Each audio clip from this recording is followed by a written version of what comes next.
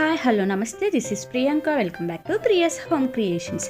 ఈరోజు నేను మీకు వచ్చేసి లెఫ్ట్ ఓవర్ రైస్తో పిజ్జా చూపిస్తున్నాను. సో ప్రాసెస్లోకి వెళ్ళిపోదామండి. ముందుగా నేను వచ్చేసి మిక్సీ తీసుకొని మనం రైస్ని బాయిల్ చేసి రెడీగా పెట్టుకున్నాం కదా, దాన్ని నేను ఇక్కడ మిక్సీలో వేసుకుంటున్నాను.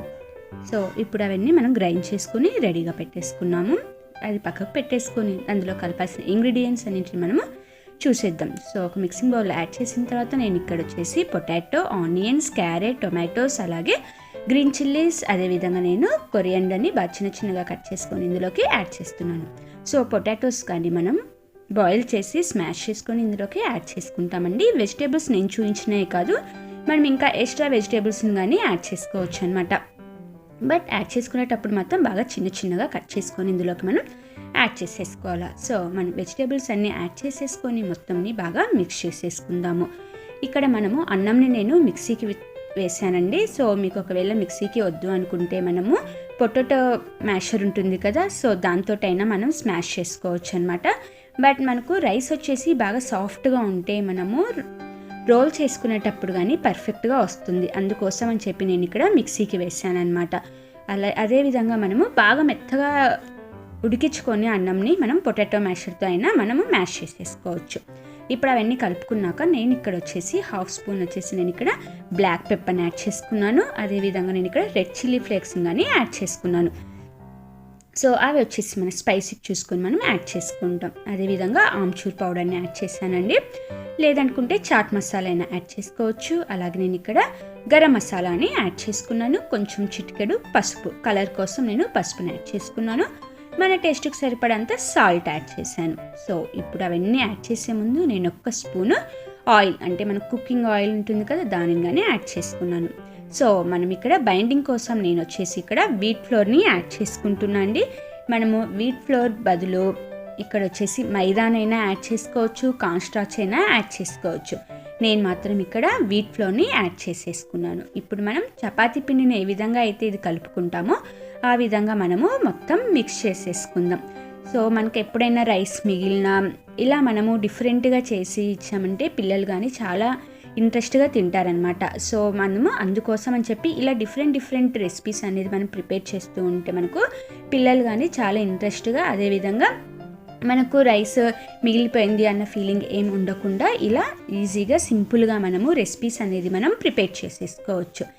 అదేవిధంగా ఇందులో వెజిటేబుల్స్ అనేది కానీ మనము అన్ని వెజిటేబుల్స్ ఇందులోకి యాడ్ చేస్తాం కాబట్టి మనకు హెల్త్కి కానీ చాలా మంచిది. సో ఇప్పుడు అలా మనము సాఫ్ట్గా దానిని ప్రిపేర్ చేసుకుందామండి. మనకు వీట్ ఫ్లోర్ వచ్చేసి మనకు సాఫ్ట్ అంటే మీడియంగా వచ్చేలాగా మనం వీట్ ఫ్లోర్ అనేది మనం ఇందులోకి యాడ్ చేసుకోవచ్చు. సో ఇప్పుడు మనం మొత్తం ప్రిపేర్ చేసేసుకున్నాక డౌని నేను ఇక్కడ టూ పార్ట్స్ కింద దీనిని డివైడ్ చేసుకుంటున్నాను. సో చూసారు కదా, అలా 2 పార్ట్స్ కింద డివైడ్ చేసుకుంటున్నాను. అందులో నాకు వచ్చేసి 8 పీసెస్ దాకా వస్తాయి అన్నమాట. అలా మనము చిన్నది కావాలనుకుంటే మీడియంగా అయినా ప్రిపేర్ చేసుకోవచ్చు, ఒకటేసారి పెద్దగా అయినా ప్రిపేర్ చేసుకోవచ్చు.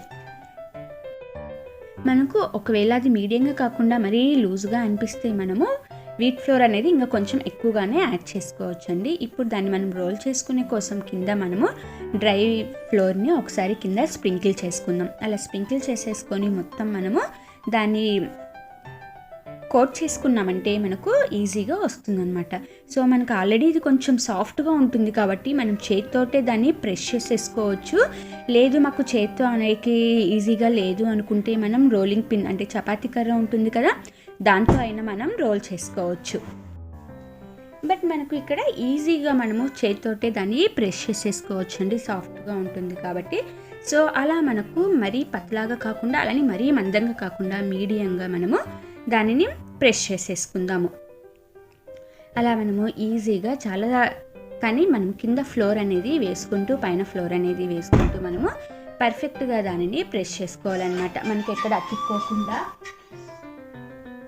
మనకి ఎక్కడ అతుక్కోకుండా ప్రాపర్గా దానిని మనం మిక్స్ చేసేసుకుందాం. సో చెప్పాను కదా, మనకి హ్యాండ్ వద్దు అనుకుంటే మనం అలాగా రోలింగ్ పిన్ తీసుకొని కానీ అలా మనం రోల్ చేసేసుకోవచ్చండి. బట్ రోలింగ్ పిన్తో రోల్ చేసుకునేటప్పుడు మాత్రం మరీ గట్టిగా ప్రెస్ చేయకుండా మనము లైట్గా దాంతో రోల్ చేసామంటే మనకు పర్ఫెక్ట్గా వస్తుందన్నమాట. మరి మనకు గట్టిగా ప్రెస్ చేసామంటే కింద అతుక్కోపోయే ఛాన్సెస్ ఉంది. అలా మనం చేసిన తర్వాత నేను ఇక్కడ 2 లేయర్స్ని ప్రిపేర్ చేసుకుంటున్నాను. సో ఇప్పుడు దాన్ని నేను ఒక ప్లేట్లోకి తీసేసుకుంటున్నాను.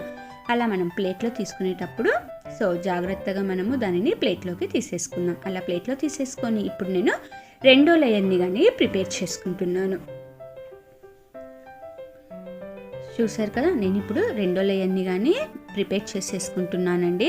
బట్ ఇది మనకు రైస్ అనేది మరీ మెత్తగా ఉంటుంది, అదేవిధంగా ఆలు అనేది కానీ మరీ సాఫ్ట్గా ఉంటుంది కాబట్టి, 2 సాఫ్ట్గా ఉంటాయి కాబట్టి మనం ఎంత ఫ్లోర్ వేసినా బైండింగ్ అనేది కరెక్ట్గా రాదనమాట. అందుకోసం మనం ఫ్లోర్ అనేది కింద డస్టింగ్కి కొంచెం ఎక్కువ ఫ్లోర్ని యాడ్ చేసుకొని దానిని మనము రోల్ చేసుకుందాం. అలా ఎక్కువ ఫ్లోర్ వేసుకొని రోల్ చేసుకోవడం వల్ల మనకు ప్రాపర్గా వస్తుందన్నమాట. అందుకోసం నేను ఇక్కడ కొంచెం ఎక్కువ ఫ్లోర్ని ఇక్కడ నేను యాడ్ చేసుకున్నాను.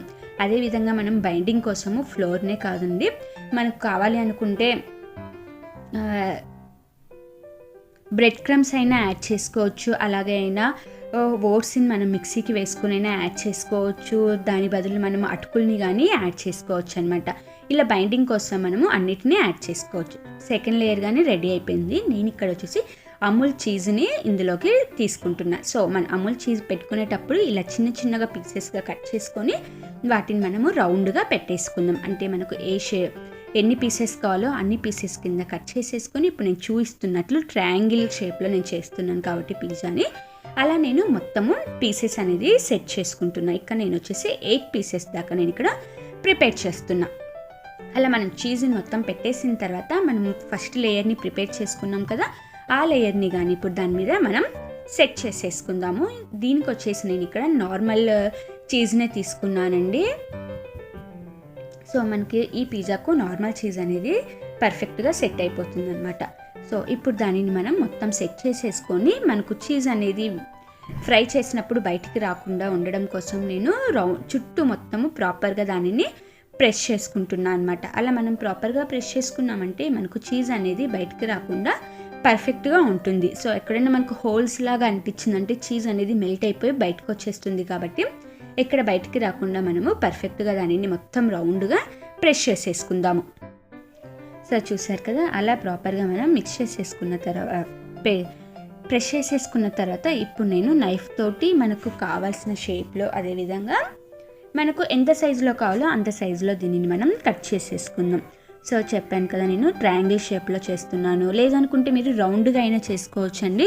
రౌండ్గా చేసుకోవాలనుకుంటే ఏ పార్ట్ కింద ఆ పార్ట్ని డివైడ్ చేసుకొని మనం చీజ్ని పెట్టుకొని దానిని ప్రాపర్గా దానిని మనము పేస్ట్ చేసేసుకోవచ్చు అనమాట. అంటే ఇక్కడ హోల్ అనేది లేకుండా ప్రెస్ చేసేసుకుంటే ప్రాపర్గా ఉండిపోతుంది.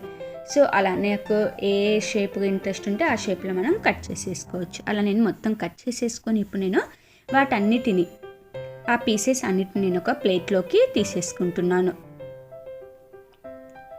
సో చూసారు కదా, మనకు ఆ మందము అలాగే సైడ్స్ కానీ ఎక్కడ మనకు లేకుండా కరెక్ట్గా మనకు ప్రాపర్గా వచ్చేసింది అనమాట. సో మనం లేయర్స్ చేసుకునేటప్పుడు మాత్రం పతలాగా అస్సలు చేసుకోవద్దండి, కొంచెం మందంగానే మనము ప్రిపేర్ చేసేసుకుందాం. అలా మనం అన్ని పీసెస్ని తీసేసుకొని ప్లేట్లోకి పెట్టేసుకుందాం ముందుగా అయితే. సో అలా ప్లేట్లో పెట్టేసుకున్న తర్వాత ఇప్పుడు నేను డీప్ ఫ్రైకి సరిపడా ఆయిల్ని ముందుగానే హీట్ చేసుకొని రెడీగా పెట్టుకున్నాను. ఇప్పుడు అందులోకి మనము ప్రిపేర్ చేసుకున్న ఒక్కొక్క పీస్ని అందులోకి ఫ్రై చేసేసుకుందాం. ఇది ఫ్రై చేసేసుకునేటప్పుడు మనము లో టు మీడియం ఫ్లేమ్లో పెట్టి ఫ్రై చేసుకుందామండి. అలాగే ఇది వచ్చేసి ఆయిల్ అనేది ఎక్కువగా మనకు అబ్జర్వ్ చేసుకోదన్నమాట. మనం యాడ్ చేసింది ఇందులో వీట్ ఫ్లోర్ కదా, సో అందుకోసం మనకు ఆయిల్ అనేది కానీ ఎక్కువగా అబ్జర్వ్ చేసుకోదు. బట్ మనకు లోపల వరకు ఇది ఫ్రై అవ్వాలి కాబట్టి మనము లో టు మీడియం ఫ్లేమ్లో పెట్టుకున్నామంటే కరెక్ట్గా మనకు మొత్తం పీస్ అనేది పర్ఫెక్ట్గా ఇది ఫ్రై అయిపోతుంది.